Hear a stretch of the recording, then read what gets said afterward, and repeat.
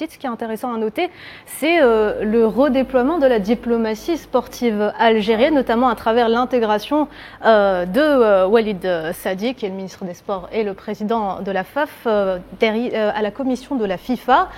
À quel point est-il important, selon vous, alors que l'Algérie, on l'a vu, est attaquée de toutes parts, de peser dans les institutions internationales qui ont un véritable poids, notamment en matière de soft power?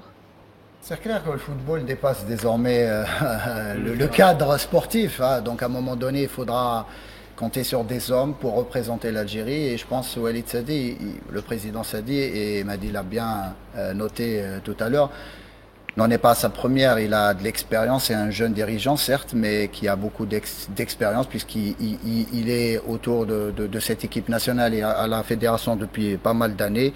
Donc il est venu, on va dire, très très jeune et avec son expérience en si peu de temps, là aussi, c'est pas pour jeter des fleurs, mais c'est une vérité, puisqu'en 1 an et demi pratiquement, il a pu intégrer le comité exécutif de la CAF, ce n'est pas rien. Là aussi, être nommé vice-président de la commission des stades et de la sécurité de la FIFA, ce n'est pas rien aussi. L'UNAF, là aussi, il a intégré il a brigué plusieurs mandats en même temps. Effectivement. Et il a été élu, hein. C'est une élection. Hein. Ça veut dire qu'il a fait son travail dans les coulisses pour justement proposer son projet. Évidemment, quand on a... C'est pas facile aussi. Ah, c'est pas facile, bien sûr. C'est pas facile, c'est d'autant plus compliqué que l'Algérie était absente des instances internationales depuis 9 ans. Oui.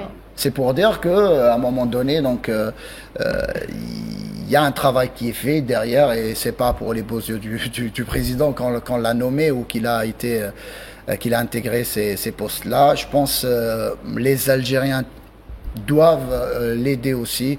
Les observateurs du football national doivent l'aider dans sa mission. Ce n'est pas simple au quotidien, je peux vous l'assurer.